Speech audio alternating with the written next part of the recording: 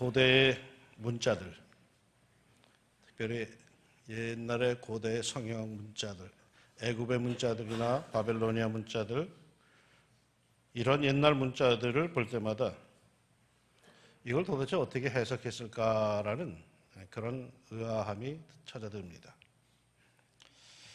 그런데 고고학자들에게 물어봤더니 그걸 해석하는 비법이 있답니다. 아무리 봐도 이상한 모형이고 그림인데 그걸 글자로 풀이하는 비결이 있답니다. 그것은 모든 상형 문자들은 반드시 뭔가를 말하고 있다라는 그런 의식이랍니다. 즉 인간이 쓰고 표현한 것들은 반드시 목적이 있고 이유가 있답니다. 그것이 뭔가 말하고 있다라는 이 사실에 주목해서 그 문자를 보면은 그 풀리는 길이 열린답니다. 그럴 겁니다. 이 세상에 목적이 없는 글은 없고 목적이 없는 책이 없습니다. 모두가 다 어떤 목적하에 그 글들을 쓰고 책을 쓰게 되죠. 그 목적을 파악하면은 그 책은 제대로 읽은 것이 됩니다. 그러면 성경이 쓰인 목적은 뭘까요? 뭘 제대로 파악해야 우리가 성경을 바로 읽었다라는 말을 들을 수 있을까요? 요한복음이 이렇게 우리에게 증언합니다. 오직 이것을 기록함은 너희로 예수께서 하나님의 아들 그리스도이심을 믿게 하려 하며 또 너희로 믿고 그 이름을 힘입어 생명을 얻게 하려 함이니라. 그러니까 예수님이 하나님의 아들 그리스도이심을 믿게 하려 함이고 그 이름을 힘입어 생명을 얻게 하려고 성경이 쓰였습니다. 그러니까 예수님이 하나님의 아들이심을 믿으면은 성경의 절반은 이해한 것입니다. 이른바 신앙생활에서 절반의 성공을 거둔 겁니다. 예수님이 하나님의 아들이라는 이 사실을 증거하기 위해서 다른 복음서들도 마찬가지의 열정을 보입니다. 마태복음에서는 예수님의 제자들과 함께 동로 동락을 하면서 열정적으로 가르치십니다. 그리고 16장에 와서 이제 마지막 정리할 때가 되어서 예수님께서는 제자들에게 질문을 하십니다. 너희는 나를 누구라 하느냐? 이에 베드로가 감동적인 예수님의 마음에 쏙 드는 대답을 합니다. 주는 그리스도시요 살아계신 하나님의 아들이십니다. 예수님께서 이 대답에 얼마나 행복해 하셨는지 모릅니다. 그리고는 베드로를 향해서 복이 있다 하시면서 이런 말씀을 하십니다. 이를 내게 알게 한 이는 혈육이 아니요 하늘에 계신 내 아버지시니라. 네 머리로, 네 영성으로, 네 지적 탐구로 알게 된 게 아니라 하늘에 계신 성부 하나님께서 알려주신 것이다 라는 것입니다. 그러니까 그만큼 예수님을 하나님의 아들로 고백하고 눈치를 챈다는 것은 사실상 굉장히 엄청난 일이란 뜻입니다. 내가 만일 내 입으로 예수를 주로 시인하며 또 하나님께서 그를 죽은 자 가운데서 살리신 것을 내 마음에 믿으면 구원을 받으리라. 사람이 마음으로 믿어 의에 이르고 입으로 시인하여 구원에 이르느니라. 예수님이 하나님의 아들임을 알고 시인하고 고백하는 것은 축복받은 것입니다. 그토록 성경이 알려주고 싶은 것이 바로 그것입니다. 예수님께서도 승천하시면서 친히 부탁하신 것이 바로 이겁니다. 그러므로 너희는 가서 모든 민족을 제자로 삼아 아버지와 아들과 성령의 이름으로 세례를 베풀고 내가 너희에게 분부한 모든 것을 가르쳐 지키게 하라. 볼지어다 내가 세상 끝날까지 너희와 항상 함께 있으리라. 세례를 베풀고 가르치랍니다. 뭘요? 예수가 하나님의 아들임을, 그 예수가 우리를 구원하셨음을 가르치랍니다. 그리고 그 예수님이 세상 끝날까지 우리와 함께 하신답니다. 뭘로요? 하나님의 아들 메시아로 말이죠.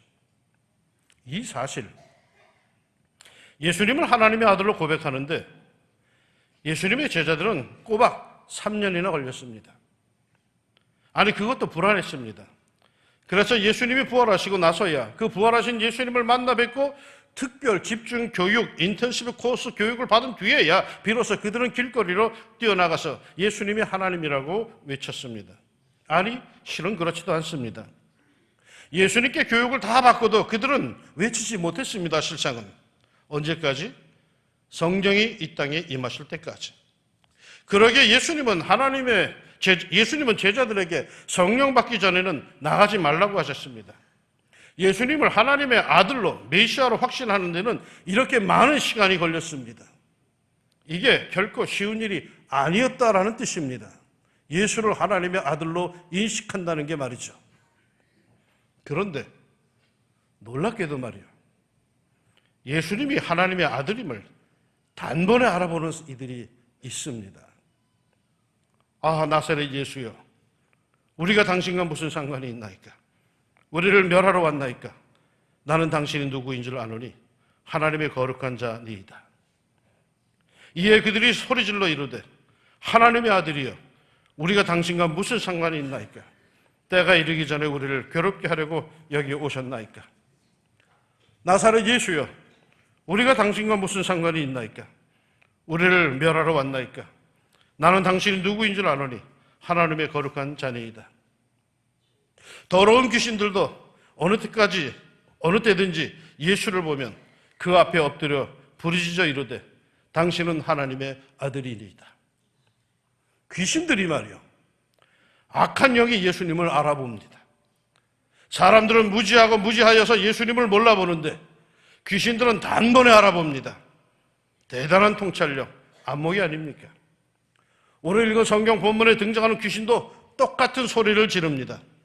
예수를 보고 부르짖으며 그 앞에 엎드려 큰 소리로 불러 이르되 지극히 높으신 하나님의 아들 예수여, 당신이 나와 무슨 상관이 있나이까? 당신께 구하노니 나를 괴롭게 하지 마옵소서. 이 귀신은 30절에 보니까 이름이 군대라고 소개합니다. 군대라고 하는 단어를 찾아봤더니 레기온이란 단어를 쓰고 있습니다.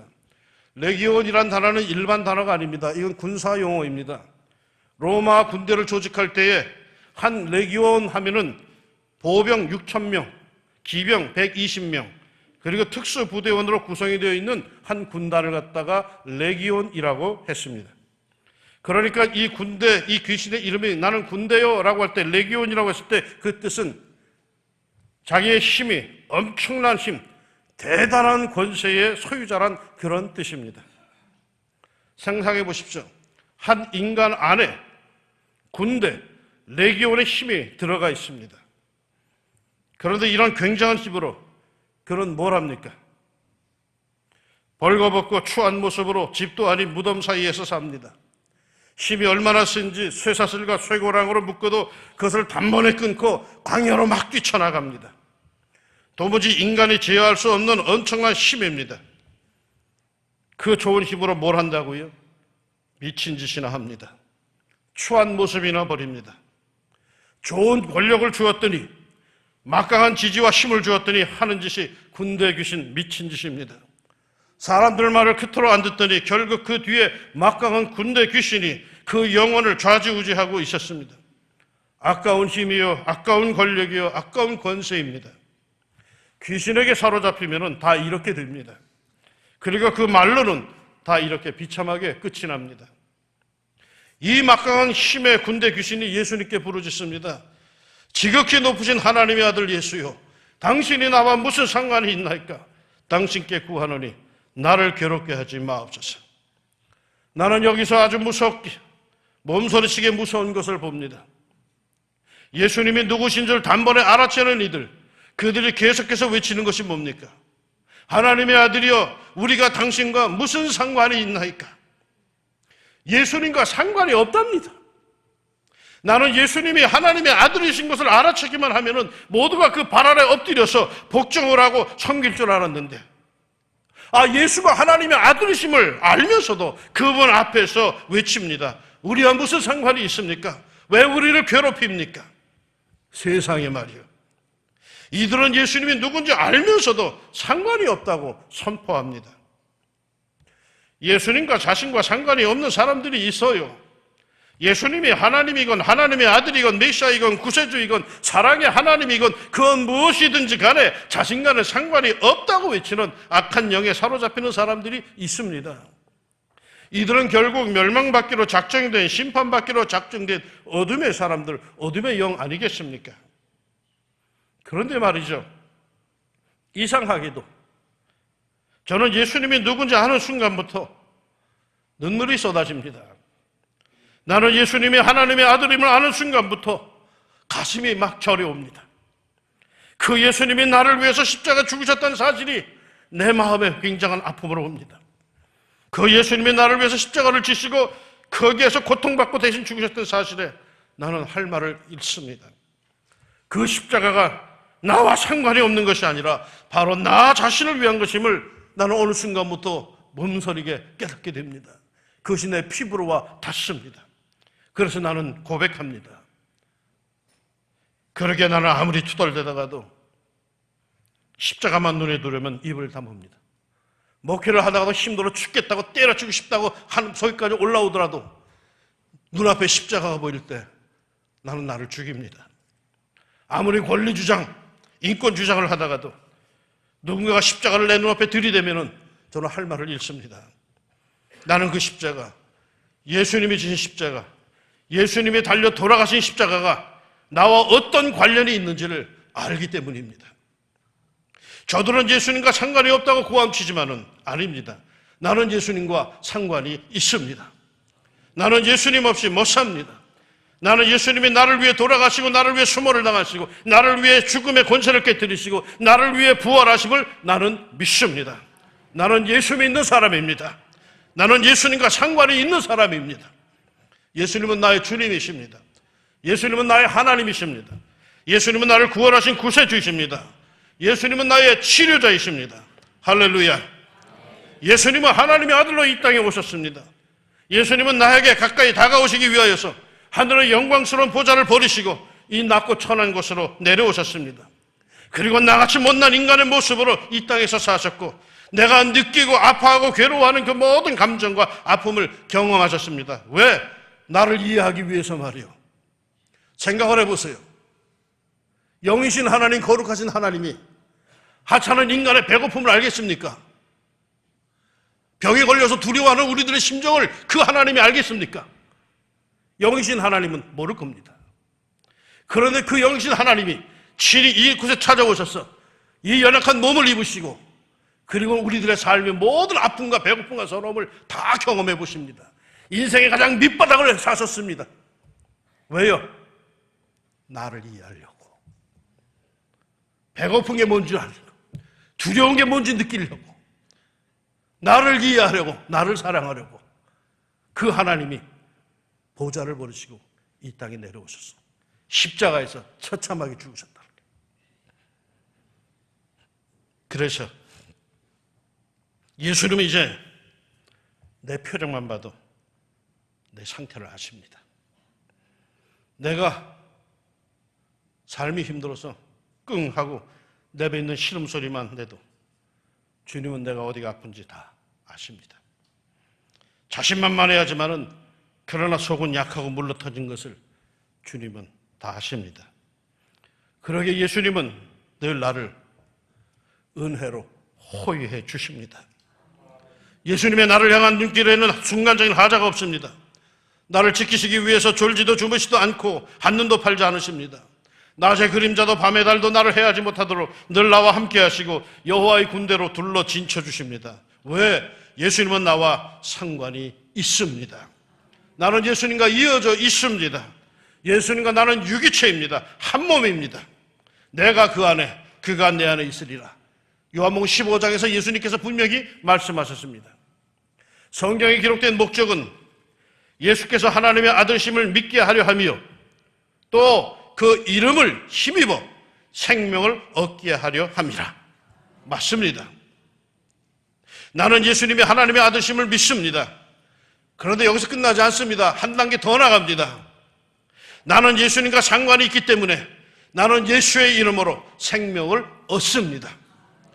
예수가 하나님의 아들인 걸 알면서도 상관이 없는 사람들은 아무런 관계가 없지만은 예수님이 하나님의 아들을 믿고 그 예수님이 나와 상관이 있습니다라고 고백하는 사람들에게는 예수 그 이름으로 인하여서 생명을 얻게 하려 함이라고 성경이 말해줍니다.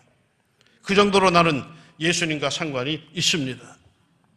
예수님은 내 삶의 뿌리입니다. 양 목사가 무슨 힘으로 저렇게 목회할까? 하나밖에 없습니다. 내가 믿는 건 예수밖에 없습니다. 예수가 내 백입니다.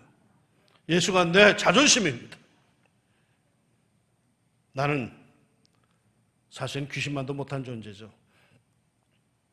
난 귀신보다 약합니다. 난 귀신보다 무식합니다. 난 귀신이 싫어요. 어릴 때 귀신 영화 보고 나면 밤새 시달렸어요. 아주 귀신이 싫어. 요즘에 이상하게 사람들 귀신 영화를 즐긴다고 그러는데 난 이상한 사람들 같아. 난 꿈자리가 딩숭숭해서 아주 싫어. 그 더러운 영들 난 싫어요. 그런데 말이에요, 그 더러운 영들은 예수님을 단번에 알아보더라고. 그런데 나는 몇 년을 배웠는데도 정말일까? 이게 사실일까?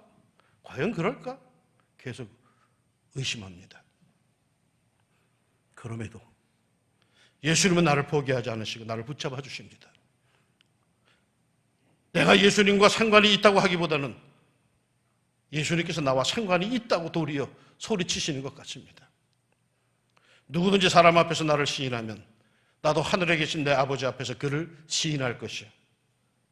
나의 자녀들아, 내가 이것을 너희에게 쓰면 너희로 죄를 범하지 않게 하려 함이라. 만일 누가 죄를 범하여도 아버지 앞에서 우리에게 대언자가 있으니 곧 의로우신 예수 그리스도시라. 무슨 뜻인 줄 아십니까? 마침내 내가 하나님 앞에 섰습니다. 일생을 살고 마지막 관문으로 하나님 앞에 서 있습니다. 그런데 유감스럽게 하나님 앞에 내가 죄인으로 서 있습니다. 모두가 나를 고발합니다. 죄인이라고 말이죠. 위선자라고 말이죠. 내가 기억하지 못하는 죄들까지 다 까발려집니다. 나는 변명할 여지가 없습니다. 왜요? 다 사실이니까. 절망적인 기분입니다. 거룩한 이들 앞에 홀로 죄인으로 서 있으려니까 아주 죽고 싶은 심정입니다. 그런데 그때 그 엄격하고 거룩한 분위기의 장소에 예수님께서 다가오십니다. 그리고 그 예수님이 나를 변론해 주십니다. 뭐라고요? 저 사람은 나와 상관이 있는 사람입니다. 바로 내가 저 사람을 위하여 죽었습니다. 저 사람의 죄값은 이미 내가 다 치루었습니다. 그러게 저 사람은 이제 죄인이 아닙니다. 그 숨막히는 자리에서 내 숨통을 틔워주십니다. 감사하자고요? 뭘 감사할까요? 미련하기 짝이 없는 인생, 뭐가 뭔지도 모르고 살다가 그냥 그렇게 죽어서 망해버릴 인생을 하나님께서 성령을 보내셔서 하나님을 알게 하시고 예수님이 누군지 알게 하셨으니 그 얼마나 감사한 일입니까? 귀신들은 말이요, 그 빼어난 영적 지식을 갖고 있는 존재는 예수님이 누구인지 단번에 아는데도 하나님의 아들이여 거룩한 것을 알면서도 말이죠, 자신과는 상관이 없다고, 그 사랑에 대해서는 그림의 떡이라고 이렇게 말하는데, 그래서 그렇게 추하게 더럽게 살다가 그냥 가버리는데, 나는 알아보지도 제대로 못했는데 그래도 주님께서 나를 붙잡아 주시고, 그래서 마침내 내가 주님을 구주로 고백할 순간에 엄청난 예수님의 사랑의 역사가 나와 상관이 있다라고 나는 고백을 하게 됩니다. 여러분, 이게 축복 아니겠습니까? 아무리 믿으려고 해도 믿지 못하는 사람들이 세상에 부지기수인데, 나는 어떻게 이렇게 쉽게 믿어지고, 나는 어떻게 그 예수님이 나와 상관이 있는 분으로 다가오시는지 나는 기가 막힐 뿐입니다. 한때는 신앙생활이 힘들어서 접어버리고 내 마음대로 가겠다 했지만은 그렇게 가지도 못하겠습니다. 왜? 예수님이 자꾸 생각납니다.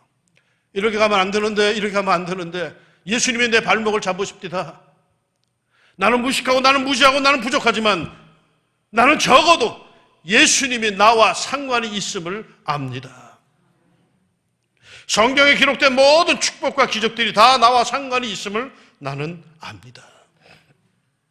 그러니 뭘 감사할 것입니까? 자신이 하나님의 자녀됨을 감사할 뿐입니다. 돈 좀 벌고 출세하고 평안해지고 인기와 명예를 얻은 것 감사한 일이죠. 그러나 그게 아닙니다.